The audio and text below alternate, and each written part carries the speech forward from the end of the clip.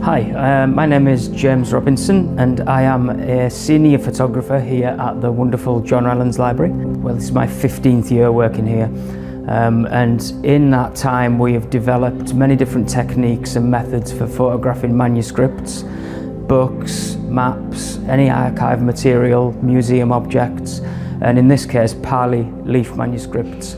Sinhalese ones particularly for this project, and we've developed different methods to safely digitise those, being quite unique items that throw up a lot of different challenges that we're not generally used to with normal bound manuscripts and books.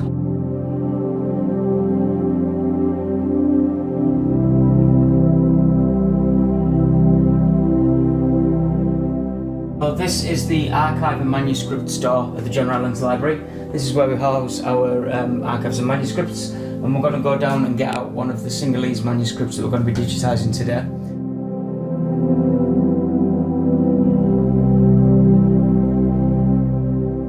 So this area down here is one of the areas where some of the Sinhalese manuscripts are held that we have. You can see the difference in the size of some of them. This is number MS1, which is stored in this huge box. I don't even know how many leaves this is going to be, but it's quite different looking. So that one's going to be incredibly difficult to digitise.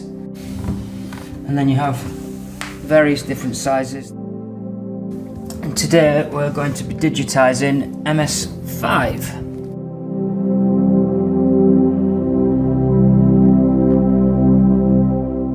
So this is the imaging studio at the Rylands Library. You'll see behind me here we have the manuscript set up on one of our copy stand areas. We have a number of different ways that we'll digitise items in the library. Bound volumes and manuscripts, we have book cradles and other ways of doing it. But due to the size and nature of this item, we need to have a lot more versatility to work around it. You'll notice here this is the camera that we'll be using. It's a Phase 1 XF with an IQ4 back. So this is a medium format digital camera. We don't use any scanners or anything like that. Everything's shot with digital cameras because it's much more versatile, it's much higher quality. We're able to digitize items much quicker than we would do with a scanner. Everything that you see is tethered straight into the computer. So as you can see on this screen here, we've already got a live view of the manuscript on the table. What we're going to need to do is set all this up using the live view. We're going to have the camera much higher up out of view, so this enables us to do all of our focus settings and all of our corrections before we actually start the digitisation process.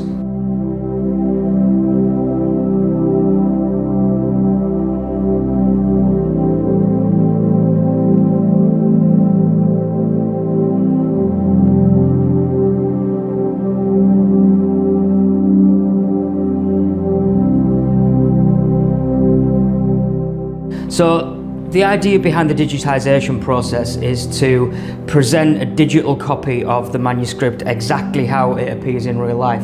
So it's incredibly important that we get the colour accuracy perfect when we're displaying these items, which is why we use something like these golden thread targets. So each session we will have this in the beginning of the manuscript. Doesn't matter which kind of manuscript or book it is, we always keep it in. This enables us to check the whites are correct, the blacks are correct. We've got tones there as well, and it also has an inches and centimetres scale across the top. All the other colours that you see and the numbers underneath are lab values, where we can kind of hover over these whites and colours and then we can check that they're exactly as they should be. So if I take an image now,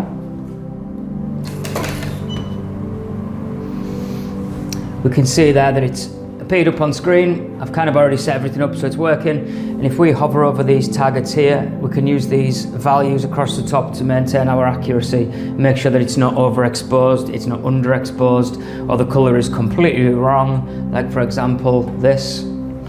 So I can use this chart to bring it back to its normal proper colour. So when we open the manuscript, we're going to photograph everything, including the back of this board and the fly leaves at the beginning and the end. Now you'll notice what I've done here is just use some foam support under some black, just to make sure that the height of each page is the same. So you can see there, so we're going to image this whole area instead of doing individuals. So next, I'm just going to turn the pages. So I'm just going to make sure that the strings are a little loose. This material, palm leaf, is fragile, but it is still incredibly robust. And you know, it's lasted a few hundred years without really any problems. And sometimes it's a little bit better than paper. So once we get going, it's actually quite a quick process.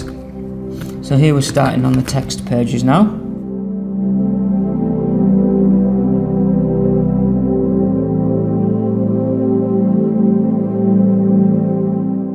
I've got to the first page of text in the manuscript now, so I'm going to take this photograph and then you can see how it comes up on the screen and the quality and everything.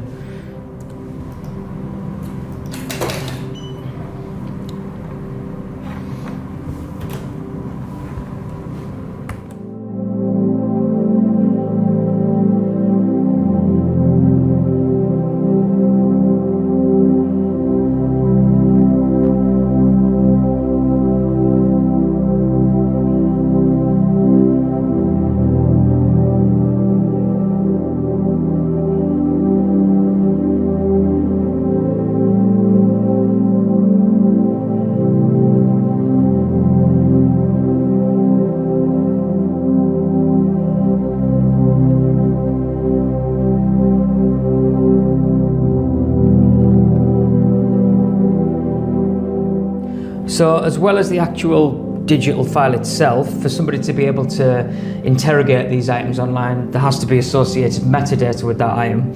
So that isn't part of my role, but we do work very closely with the other teams within the library to provide this. So when we're online here, you can see that we have the reference number for the manuscript itself, and then associated metadata. When there's dates provided, that'll be input, description, we have languages, we have the medium, we have the size, and then various provenance of where it's came from. So that's really important to capture all of that information, so all of our collections are open to everybody to interrogation and for things to be easily found and referenced.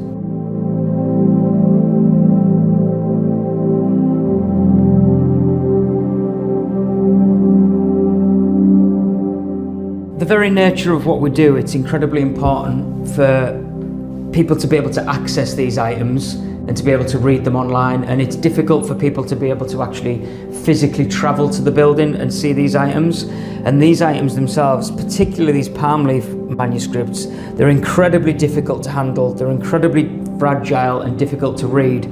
So by digitizing those and making them freely available online, it opens up access to anybody in the entire world without having to visit them and without having to handle them and struggle to read them.